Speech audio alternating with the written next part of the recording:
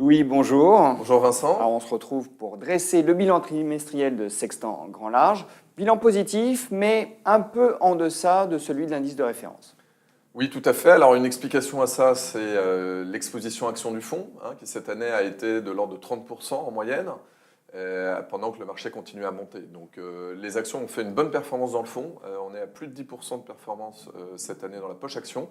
Sur l'ensemble du fonds, ça ramène la performance à peu près 3,5%. Mais pourquoi n'être qu'à 30% d'actions?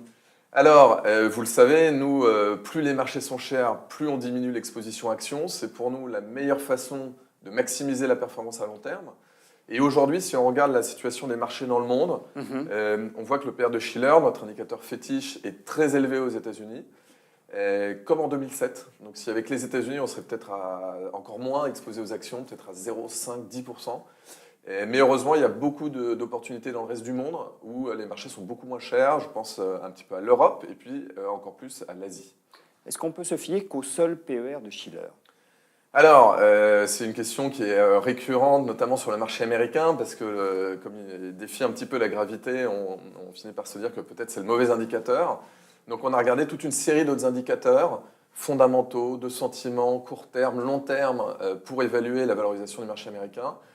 Ce qu'on voit aujourd'hui, c'est que c'est comme une véritable exception au niveau mondial, c'est-à-dire que tous les indicateurs sont proches de leur record. Donc sur le graphe, la courbe bleue, c'est les valeurs actuelles. La courbe orange, c'est le niveau maximum qu'elles ont atteint dans les dernières décennies. Et la courbe grise, c'est les valeurs minimales. Et on voit que la courbe actuelle est très très proche des records. Et donc l'espérance de gain, elle est plutôt défavorable aujourd'hui sur le marché américain. Ce qui explique donc cette modestie de l'exposition action dans Sextant Grand Large aujourd'hui. Tout à fait. Bon, il s'est passé tout de même un certain nombre de choses dans le portefeuille ces 3 derniers mois. Alors, comme on l'a dit, donc on a encore quand même des actions. Elles sont en Europe, elles sont en Asie. Et donc, on continue à trouver des idées au Japon, notamment. On a récemment acheté une société de distribution de matériel médical avec une très forte croissance à long terme et une valorisation très raisonnable. Et d'ailleurs, je retournerai au Japon début décembre pendant 15 jours pour continuer à trouver des idées là-bas. C'est un marché qui nous paraît très prometteur encore. Du côté des obligations? Alors, du côté des obligations, là, c'est plutôt le calme plat, dans la mesure où les taux sont au plus bas, les marges de crédit sont au plus bas. Donc là-dessus, on a toujours 15% du fonds qui nous paraissent très satisfaisants parce qu'on a plus de 4% de rendement sur la partie obligataire, pour une sensibilité de taux maîtrisée à peine plus de 2%. Donc un très bon risk-reward. Par contre, dans le contexte actuel, c'est très difficile de trouver de nouvelles idées. À quoi faut-il s'attendre dans les mois qui viennent en matière de gestion? Vous allez conserver le biais très prudent que vous avez aujourd'hui? On va conserver un biais prudent. Pour illustrer un petit peu comment le fonds pourrait se comporter par rapport aux indices, on peut regarder l'historique depuis 2006 en regardant un petit peu l'exposition théorique qu'aurait eu le fonds par rapport à l'évolution du CAC 40.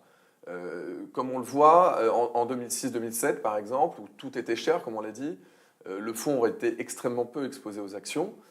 Et du coup, le marché continue à monter, mécaniquement on sous-performe, c'est les zones oranges.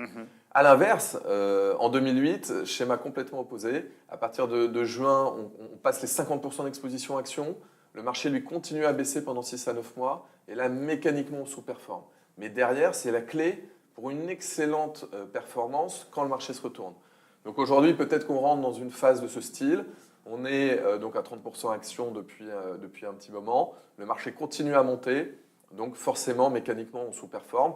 Mais à long terme, ça sera payant. Oui, c'est ça le message. Il faut accepter parfois de moins gagner ou de sous-performer pour beaucoup mieux performer à plus long terme. Tout à fait. Louis, merci. Merci Vincent.